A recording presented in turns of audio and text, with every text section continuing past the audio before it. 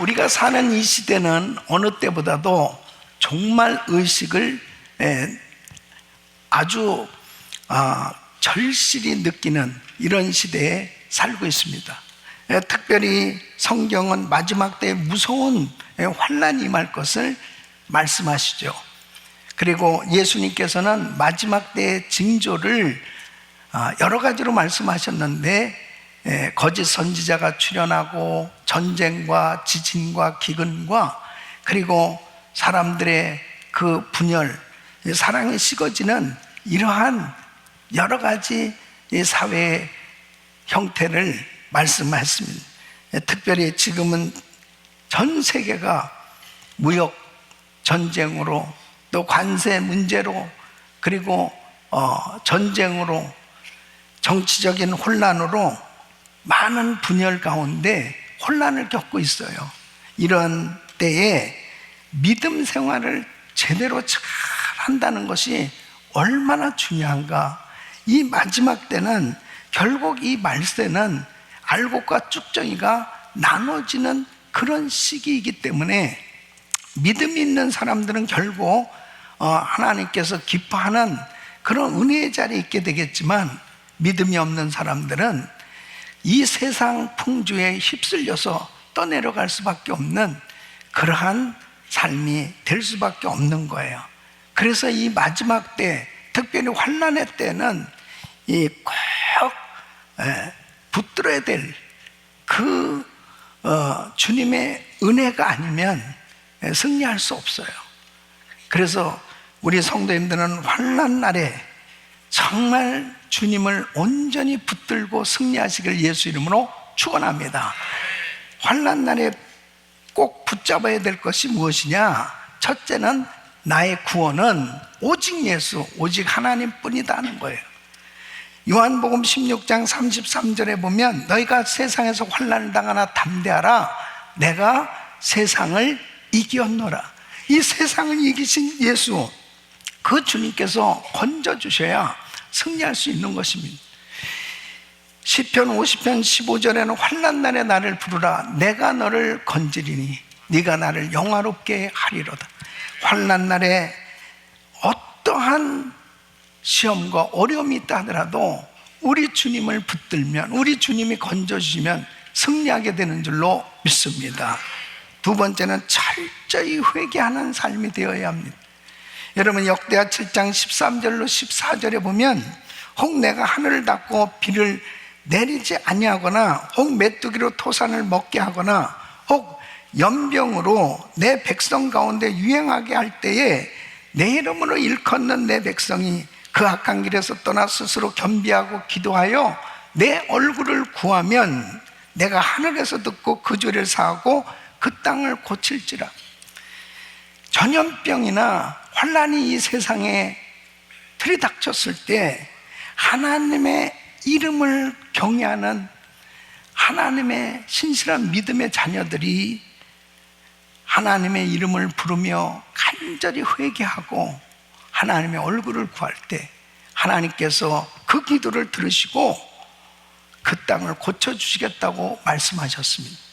우리는 이 땅의 문제와 환란이 해결되어지는 길이 다른 데 있는 것이 아니고 하나님의 손에 달려있다 하는 사실을 알기 때문에 우리 주님 앞에 철저히 회개하고 약속의 말씀 붙들고 기도할 때 하나님께서 건져주시고 치료해 주시고 고쳐주시는 놀라운 은혜를 경험하게 될 줄로 믿습니다.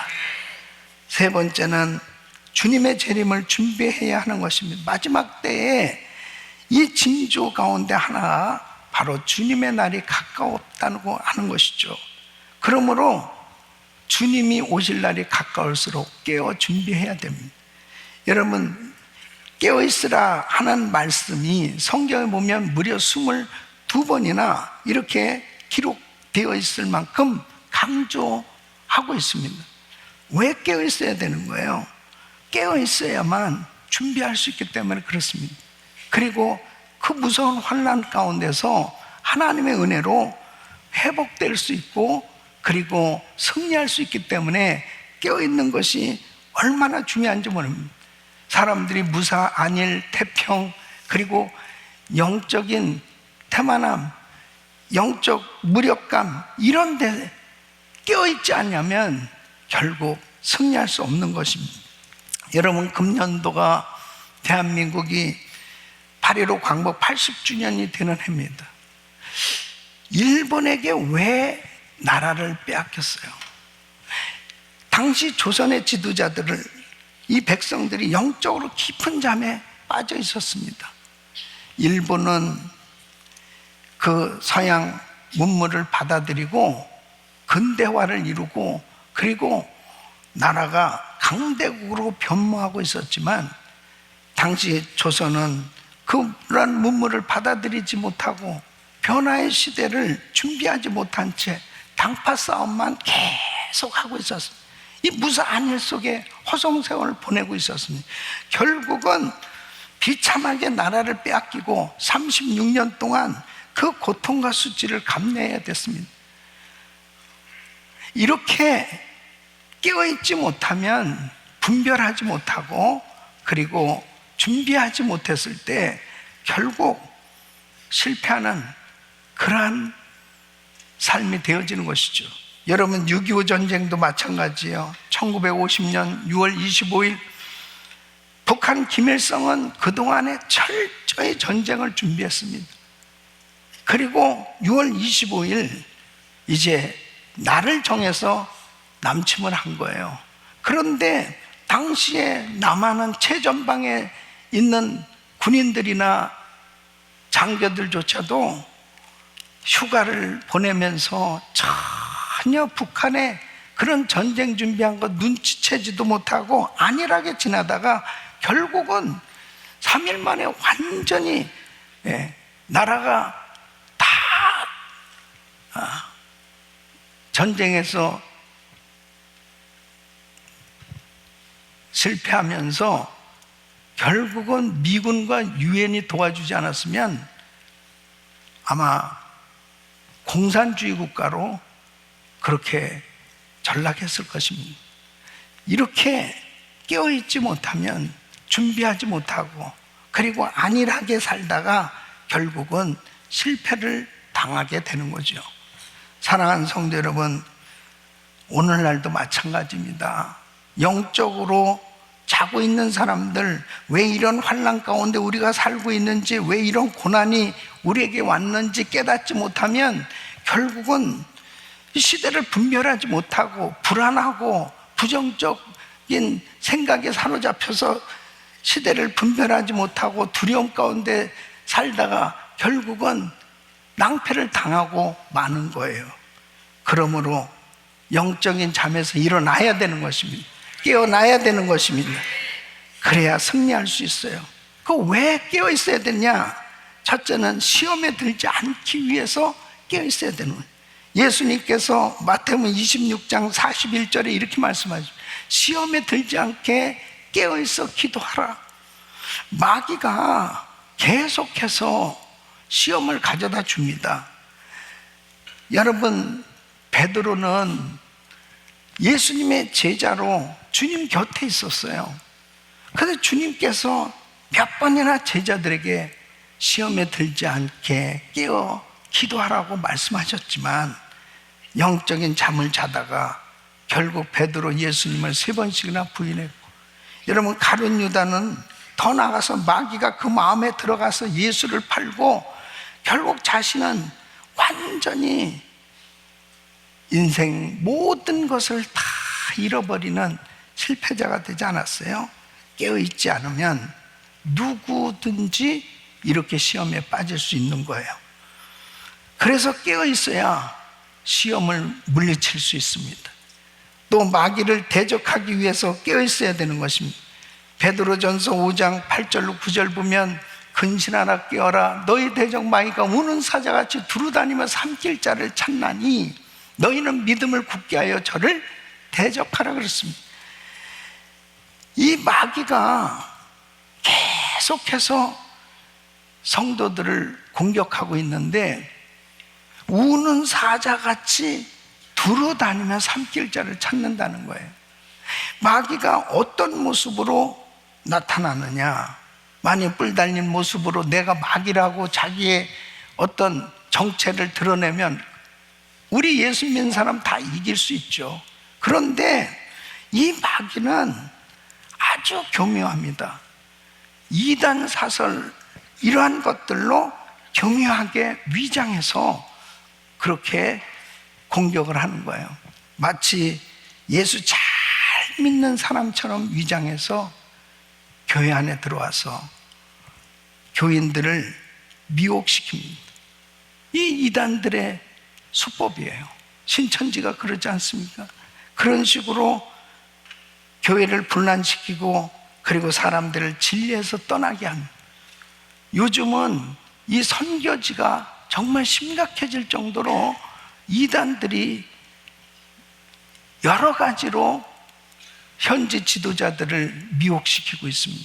이 줌이라든지 이런 SNS를 통해서 교육을 시키거나 또 내지는 물량 공세를 통해서 그들을 모아서 컨퍼런스를 한다든지 이런 것으로 인해 가지고 분별을 제대로 잘 못하도록, 이것이 진짜 나중에 보면 결국은 완전히 잘못된 길로 끌고 가는 거예요.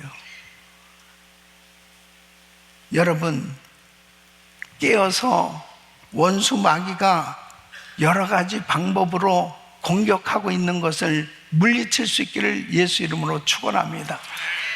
세 번째는 바른 신앙생활 하기 위해서 깨어 있어야 됩니다. 영적으로 깨어 있어야 자신의 신앙을 올바로 분별할 수 있어요. 내가 바로 믿고 있는지 바른 신앙생활을 하고 있는지를 분별할 수 있는 것입니다.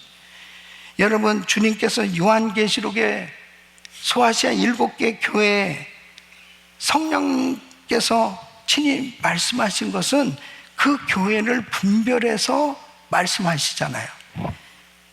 계시록 3장 1절에 보면 사대교회에 대해서 말씀하셨습니다. 사대교회 사제에게 편지하기를 하나님의 7영과 7뼈를 가진 네가 가랐을 때 내가 네 행위를 아노니 내가 살았다 하는 이름은 가졌으나 죽은 자로다. 여러분, 겉모습은 교회예요. 겉모습은 신앙의 모습이에요. 예배 드리는 모습이에요. 그런데 주님의 눈에는 그들의 신앙이 죽었다는 거예요. 죽은 교회라는 거예요. 라오디게 교회에 대해서 이렇게 말씀하십니다. 계시록 3장 16절로 17절 보면 내가 이같이 미지근하여 더웁지도 아니하고 차지도 아니하니 내 입에서 너를 토하여 내치리라. 내가 말하기를 나는 부자라 부유하여 부족한 것이 없다 하나 내 곤고한 것과 가련한 것과 가난한 것과 눈먼 것과 벌거벗은 것을 알지 못하도다. 역시 이 라오디가 교회에도 예배 형식이 있고 신앙생활하는 모습은 있는데 바로 주님이 보실 때는 그들의 신앙에는 열정이 식어졌고 뜨거움이 없다는 거예요. 신앙이 완전히 식어버린 그러한 교회에 대해서 주님이 책망하시는 걸 보게 됩니다. 여러분, 우리가 신앙생활하면서 정말 사대교회처럼 이름만 가지고 신앙생활하고 있지 않는지, 내 신앙은 지금 라오디게 교회처럼 미지근한 그런 신앙생활을 하고 있다면 우리 주님이 책망하신다니까요. 사랑하는 성도 여러분, 깨어있는 성도는 날마다 자신을 점검하고 내가 지금 바로 믿어야지, 정말 더 열정적으로 주님을 뜨겁게 사랑하고 그렇게 신앙생활을 해야지, 바로 분별하고 바른 신앙생활을 하기 위해서는 늘 깨어 있어야 됩니다. 바른 분별력을 가질 수 있기를 바랍니다. 네 번째는 주님 만날 준비를 하기 위해서 깨어 있어야 됩니다. 오늘 이 본문 말씀을 보면 주님께서 언제 오실지 모르기 때문에 깨어 준비하라고 말씀하시는 것입니다. 오늘 본문 누가복음 12장 37절에 보면 주인이 와서 깨어 있는 것을 보면 그 종들은 복이 있으리로다. 내가 진실로 너에게 이르노니 주인이 띠를 띠고 그 종들을 자리에 앉히고 나와 수종하리라. 40절 보면 이러므로 너희가 예비하고 있으라. 생각지 않은 때에 인자가 오리라 하시니, 주님 오실 날이 가까울수록 깨어 주님을 맞이할 준비를 하는 사람이 참으로 지혜로운 사람입니다. 깨어있지 못하면 분별하지 못하고 주님을 맞이할 준비를 못하는 거예요. 결국은 주님을 맞이할 준비를 못하면 기쁨으로 주님을 맞이하지 못하고 결국 후회에 막심한 그런 신앙이 되는 것이죠. 지금이야말로 믿음으로 끼어서 주님의 재림을 준비해야 될 줄로 믿습니다.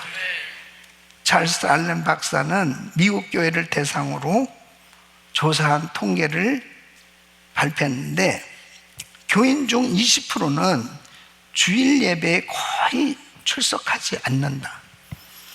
25%는 기도를 거의 하지 않는다. 35%는 성경을 읽지 않는다. 45%는 꾸준히 헌금하지 않는다. 75%는 교회 봉사나 사역에 헌신하지 않는다. 85%는 불신자를 전도해 본 적이 없다. 그런데 100%는 천국 가기를 원한다는 것이다.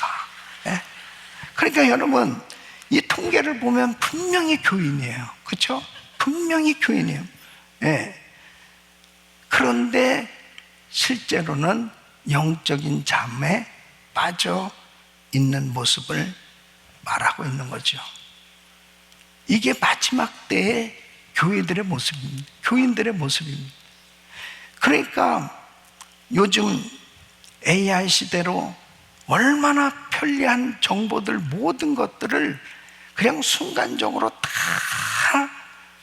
받을 수 있을 만큼 그런 편리한 시대에 우리가 살고 있어요. 그러다 보니까 정말 영적인 잠을 깊이 잘 수밖에 없는, 여러분, AI가 어떻게 기도를 대신해 줄 수 있겠으며, 어떻게 하나님의 은혜를 받는 것을 AI로 대체할 수 있겠냐고요.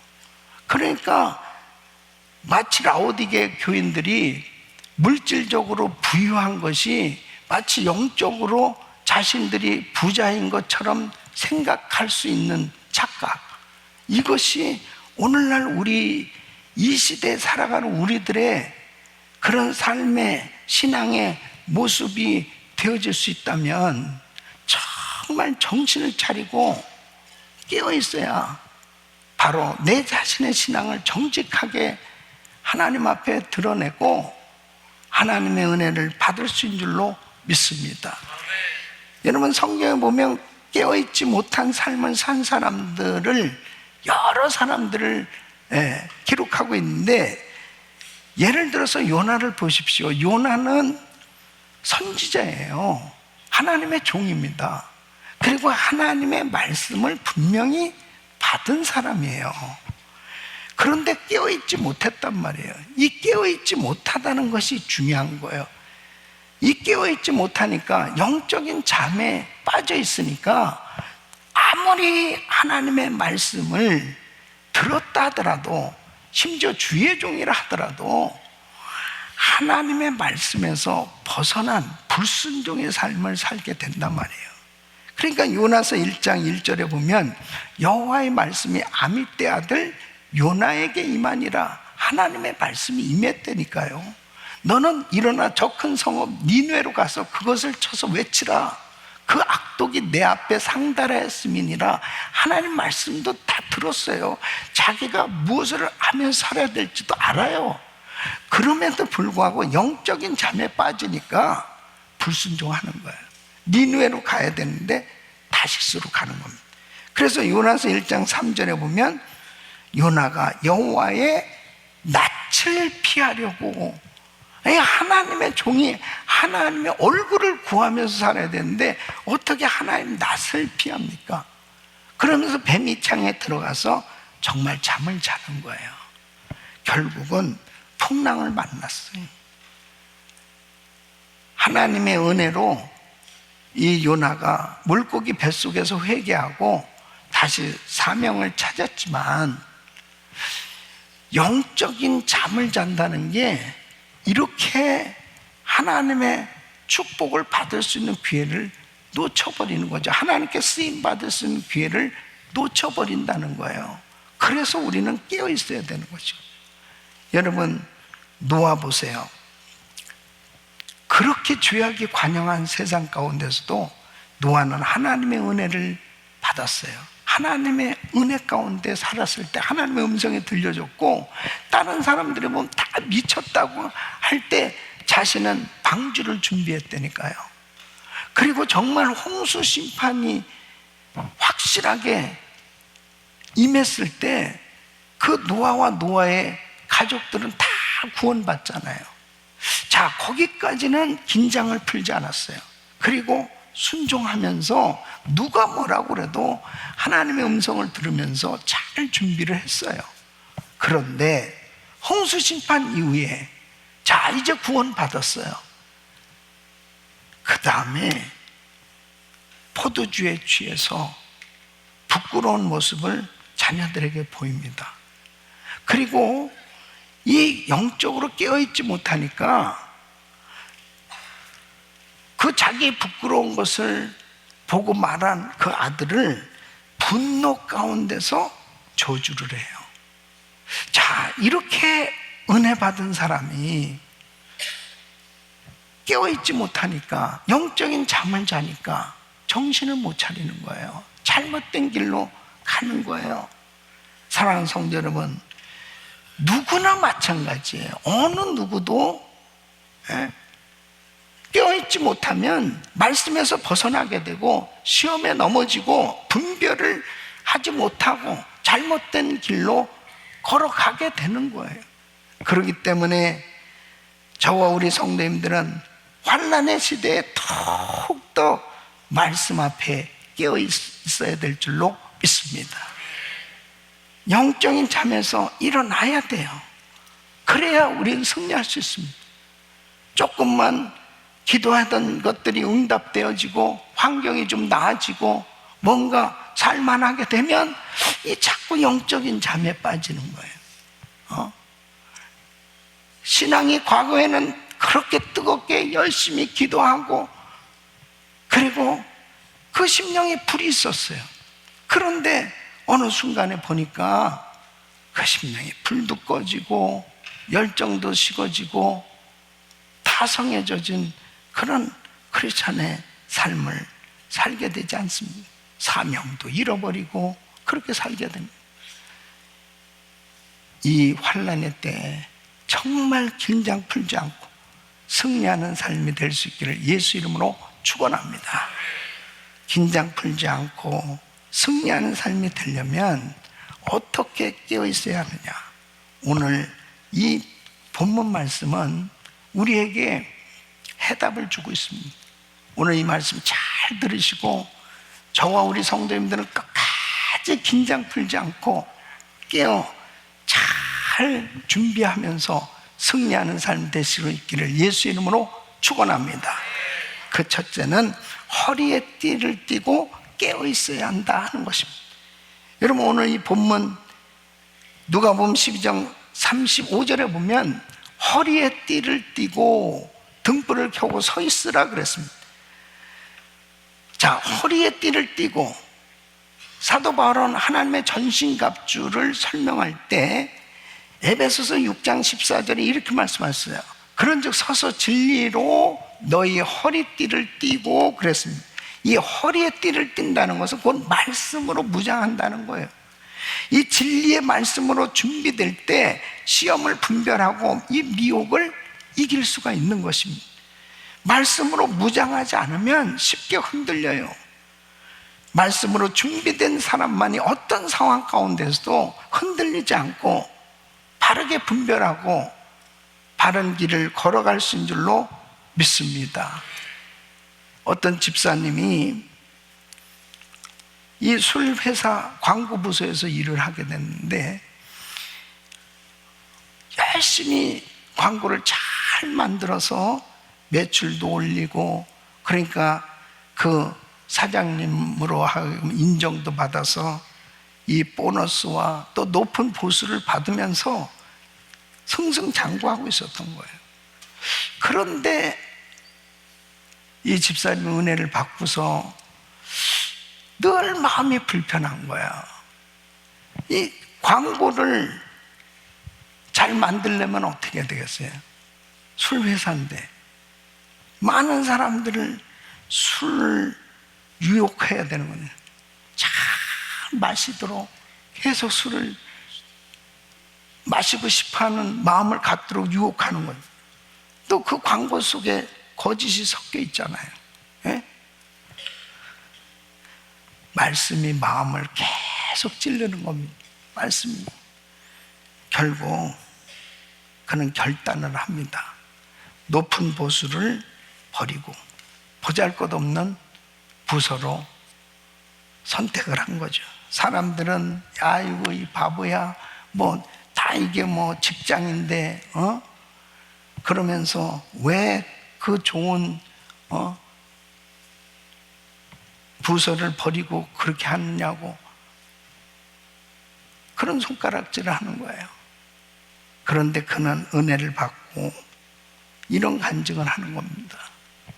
세상적으로 살 때 나는 죽었습니다. 이제 사람들은 나를 죽었다고 생각할지 모르지만 나는 이제야 비로소 참된 평안과 생명을 얻었습니다. 여러분, 말씀이 그 심령에 있잖아요. 그러면 분별이 저절로 돼요. 아, 이건 아니야. 이건 하나님 기뻐하시지 않지. 근데 내가 그걸 할 수 없어. 이렇게 딱 분별이 되는 거예요. 말씀을 붙들고 깨어있으면 바른 길을 선택할 수 있는 줄로 믿습니다. 여러분, 다니엘도 마찬가지 아니에요?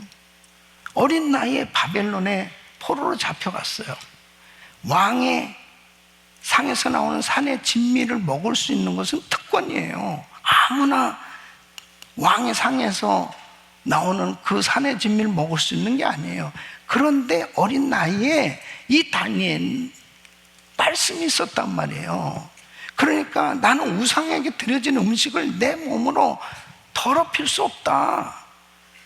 그러면서 물과 채소만 먹으면서 자기를 지키겠다는 거예요. 말씀이 있으니까 세상적으로 좋은 환경, 좋은 것이라 하더라도 하나님이 기뻐하지 않는 것을 손댈 수 없다는 거예요. 이제 총리까지 갈 수 있는 그 환경까지 됐어요. 그런데 신상에게 절해야 되는 거예요. 그 신상에게 절하는 것에 대해서 마음이 허락을 안 하는 거죠. 왜? 하나님 말씀이 있으니까. 아니, 눈 딱 감고 타협해. 그러면 너 높은 자리에 올라갈 수 있잖아. 하나님의 말씀이 있는데 내가 어떻게 그렇게 할 수가 있냐. 이게 분별이 되는 거예요. 결국은 사자굴에 들어가는 것을 선택한 거예요. 하루 3번씩 하나님 앞에 기도하기로 결단한 거예요. 기도하던 것을 멈추지 않은 거죠. 그대로 한 거죠. 왜? 마음속에 하나님 말씀이 살아있기 때문입니다. 사랑하는 성도 여러분, 결국 다니엘은 승리한 줄 믿습니다. 마지막 때 사는 우리들도 마찬가지예요. 지금 무서운 시험 환난이 닥쳐오고 이제는 이 세상과 타협하지 않으면 살 수 없는 그런 끊임없는 이 세상의 유혹을 받을 수밖에 없는 이런 시대에 살고 있습니다. 이럴 때 허리에 띠를 띠고 하나님의 말씀으로 준비된 심령에 하나님의 말씀이 있을 때 우리는 세상을 분별하고 바른 결정하고 승리하며 살아갈 수 있는 줄로 믿습니다. 오늘날 얼마나 많은 사람들이 우왕좌왕하고 살고 있습니까? 얼마나 많은 사람들이 하나님의 말씀이 아닌 것을 선택하고 타협하면서 이 세상 가운데서 악법이 계속 만들어지는 가운데서도 분별하지 못하니까 이것도 뭐 세상 법인데 하면서 타협하고 살아갈 수밖에 없는 이런 시대에 우리는 지금도 여전히 변함없이 진리는 승리한다는 것을 믿으시고 하나님의 말씀을 붙드시기를 예수 이름으로 축원합니다. 두 번째는 등불을 켜고 깨어 있어야 된다는 거죠. 여러분 누가복음 12장 35절에 보면 허리에 띠를 띠고 등불을 켜고 서 있으라. 여기서 등불을 켠다는 것은 영적으로 성령 충만한 상태를 의미하는 것입니다. 마태복음 25장에 보면 열처녀의 비유에 대해서 말씀하시죠. 열처녀가 등을 가지고 신랑을 기다리고 있었습니다. 신랑이 더디움으로 다 졸며 잘 때 이제 신랑이 오신다는 소식을 듣게 될 때 이제 이 열처녀가 일어났어요. 그때 기름을 준비하지 않는 처녀들은 기름을 준비한 처녀들에게 빌려달라고 하지만 빌려줄 수 없다고 그러니까 우리 쓸 것도 모자란다니까 그 기름을 사러 간 사이에 신랑이 왔다는 거예요. 그 기름이 무엇입니까? 그 기름, 그 중요한 기름이 뭐예요? 그것은 성령을 의미합니다. 성령 충만 받아야 되는 것입니다. 마지막 때는 정말 이 심령의 등불이 꺼지지 않도록 늘 기름으로 채워줘야 됩니다. 성령 충만함으로 채워줘야 되는 것입니다. 그래서 에베소서 5장 18절에 술 취하지 말라 이는 방탕한 것이니 오직 성령의 충만을 받으라. 이 성령의 충만을 받으라는 것은 계속 받으라는 거예요. 계속 받으라. 성령 충만 한 번 체험한 것으로 끝나는 게 아니에요. 계속 채워져야 되는 것입니다. 이 심령에 불이 꺼지지 않도록 성령 충만 계속 유지할 수 있기를 축원합니다. 여러분 요셉은 심령에 불이 켜 있었습니다. 종살이를 하고 그렇게 힘들게 살면서도 하나님의 말씀으로 심령에 불이 켜 있었어요. 성령 충만했습니다. 그때 보디발의 아내가 유혹을 했죠. 여러분 우리가 이 환난 때 내가 믿음 있는 건가는 무엇으로 할 수 있느냐? 바로 이런 시험을 당해봤을 때 내 심령에 불이 켜져 있는 것은 굉장히 중요한 거예요. 자 보세요. 이 보디발의 아내가 요셉을 유혹할 때 야 여기 아무도 없어, 너와 단 둘이야 이렇게 말할 때 창세기 39장 9절에 보면 이 집에는 나보다 큰 이가 없으며 주인이 아무것도 내게 금하지 아니었어도 금한 것은 당신뿐이오니 당신은 자기 아내입니다. 그런즉 내가 어찌 이 큰 악을 행하여 하나님께 득죄하리까? 보세요. 하나님께 득죄하리까? 그러니까 아무도 보지 못한다 하더라도 하나님은 보신다니까. 이게 등불이 켜 있는 거예요. 여러분 어찌 예수 믿는 사람이 사기를 치고 다른 사람을 속이고 다른 사람들을 마음을 아프게 하고 함부로 살아갈 수 있겠어요? 이 하나님의 말씀으로 이 심령에 불이 켜 있으면 성령 충만하면 내가 어찌 여호와께 득죄하겠습니까? 하나님 다 보고 계신데요. 그러니까 바로 하나님을 향하고 그 악을 물리쳤을 때 결국 고난도 왔어요. 그 일로 인해서 감옥에도 갔어요. 그러나 결국 하나님이 책임져 주신 줄 믿습니다. 반면에 삼손 보세요. 삼손은 하나님께서 주신 엄청난 능력을 받은 주의 종이었습니다. 그런데 심령에 등불이 꺼졌어요. 영적으로 어두우니까 기생 드릴라에게 빠졌습니다.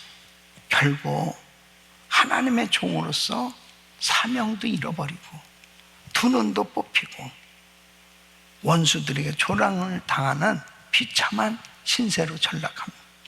사랑하는 성도 여러분, 여러분의 심령에 성령의 불이 켜 있습니까?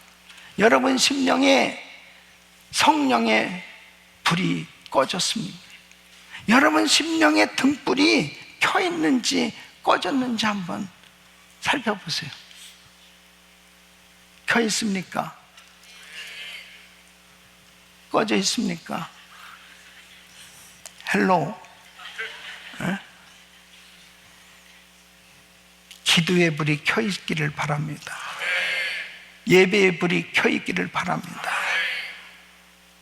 전 세계가 지금 총체적인 어려운 가운데 있어요. 이럴 때일수록 정말 교회가 항상 기도의 불이 켜서 세상을 밝히는 교회가 세상의 소망이 되어야 될 줄로 믿습니다. 세 번째는 서서 깨어 있어야 됩니다. 35절 보면 허리에 띠를 띠고 등불을 켜고 서 있으라 그랬습니다. 여기서 서 있다는 것은 언제든지 주인의 부름을 받고 시키는 대로 순종할 수 있는 자세를 의미하는 거예요. 38절 보면 주인이 혹 이경에나, 이경은 밤 9시예요. 혹 삼경은 오늘날 새벽 3시예요.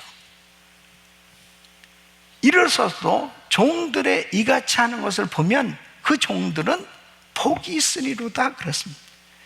그러니까 밤 9시 새벽 3시면 얼마나 졸리고 정말 쉬고 싶을 때 종이 깨어서 있는 거예요. 주인이 아직 안 오셨어요. 그래서 주인이 돌아올 때 야, 아니 지금까지도 안 잤어? 그러면서 얼마나 기뻐하겠냐는 거예요. 주인이 언제든지 어떤 일을 시켜도 순종할 자세가 되어 있는 이런 성도, 이런 주의 종, 이런 교회가 되어야 될 줄로 믿습니다.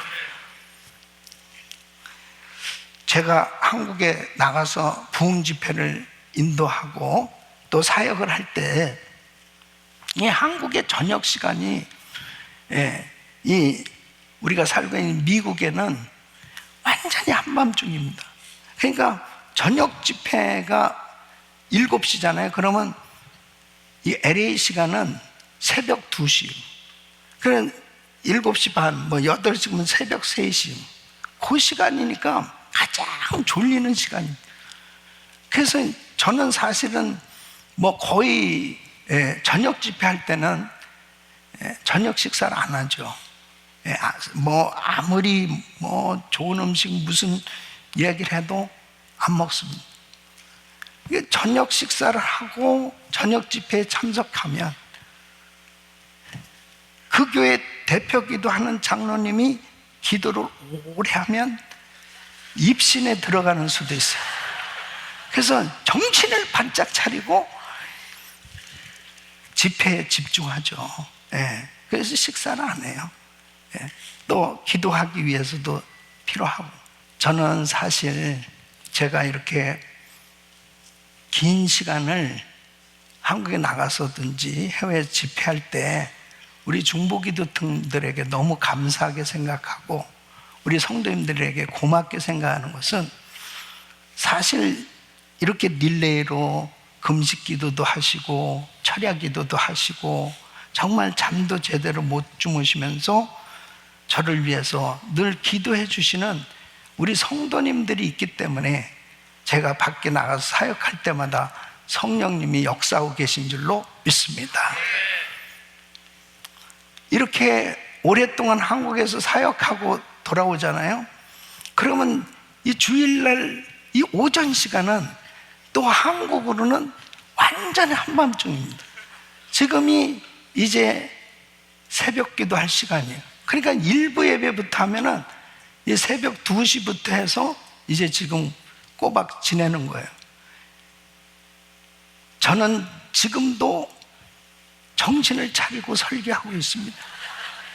사랑하는 성도 여러분, 깨어있다는 것이요, 영적으로 깨어있다는 것은 육신적으로 이렇게 깨어있는 것을 의미하는 게 아니고 항상 하나님의 음성을 들을 수 있는 준비가 되어 있어야 돼요. 지금 주님이 무엇을 말씀하시고 무엇을 원하시는지, 무엇을 기뻐하시는지, 내가 지금 하나님이 기뻐하는 자리에 있는지 항상 하나님이 말씀하시는 것에 바른 분별력을 가지고 주님의 말씀하신 것에 순종되어질 수 있는 거, 그것이 준비되어지지 않으면 아무리 하나님이 우리를 쓰시려고 하고 아무리 우리에게 복을 주시려고 해도 그 말씀하고 상관없는 길만 계속 걸어가는 겁니다. 불순종의 길만 계속 걸어가는 거죠. 그러니까 얼마나 성령님이 답답해 하시겠습니까? 지금 이 마지막 때는 정말 무섭게 타락해져 가는 시대에 우리가 살고 있는 것입니다. 이럴 때 어떤 사람이 필요하냐? 믿음으로 깨어 기도하고 믿음으로 행동할 수 있는, 빛을 발할 수 있는 그런 영적 지도자, 그런 성도들이 되어야 될 줄로 믿습니다. 여러분, 3.1운동 하면 떠오르는 사람은 유관순 열사입니다. 아니, 이 유관순 열사가 당시에 17살이에요. 이화 학당, 이 고등학교 2학년 어린 소녀입니다. 그런데 만세운동의 선두에 선 거예요. 그 이유가 뭐예요? 심령의 말씀이 있었어요. 저 일본 사람들이 저렇게 하는 이 나라를 침략하고 약탈하고, 이건 완전히 불의한 자들의 잘못된 짓이다. 해방이 되어지는 것, 이것은 하나님의 뜻이다. 이 어린 나이에도 불의에 저항해서 행동했던 거예요. 18세의 나이에 옥중에서 심한 고문을 당하고 죽어가면서도 끝까지 믿음을 지킨 거예요. 그리고 이런 말을 남겼습니다. 나라에 바칠 목숨이 오직 하나밖에 없는 것만이 이 소녀의 유일한 슬픔입니다. 그리고 순국했어요. 어린 소녀가 어떻게 이런 담대한 마음을 가지고 있었을까? 하나님의 은혜의 힘, 하나님의 말씀이 심령에 있었습니다. 이 성령께서 그 심령을 사로잡고 있었습니다. 나라가 위기에 처했을 때, 정말 이 환난을 당하고 있을 때 눈물로 나라를 위해서 기도할 수 있는 그 한 사람, 그 유관순 열사 같은, 에스더 같은 사람들이 있을 때 하나님은 이 땅에 부흥을 주실 줄로 믿습니다. 우리 사랑하는 성도 여러분, 항상 기회가 있는 게 아니에요. 항상 헌신할 기회, 봉사할 기회, 드려질 기회 있는 게 아닙니다. 지금이 바로 주님 앞에 쓰임받을 기회라면, 은혜 받을 기회라면 우리 성도님들이 더욱더 하나님의 말씀으로 충만함을 받으시길 예수 이름으로 축원합니다. 믿음의 자리, 은혜의 자리, 예배의 자리로 돌아와야 되는 것이며 하나님이 기뻐하는 자리에 있어야 되는 것입니다. 내가 너무나 멀리 떨어져 있구나, 멀리 가 있구나, 그럼 돌이키고 돌아와야 되는 거예요. 하나님이 원하시는 그 사명의 자리에 있을 때 하나님이 그때 쓰시는 것입니다. 왜 그것이 그렇게 중요해요? 주님 오실 날이 정말 가까운데 항상 그렇게 쓰임 받을 수 있는 시간이 많은 게 아니에요. 주님이 우리를 쓰시려고 할 때 바로 지금이 주님 앞에 쓰임 받을 수 있는 기회인 줄 믿습니다.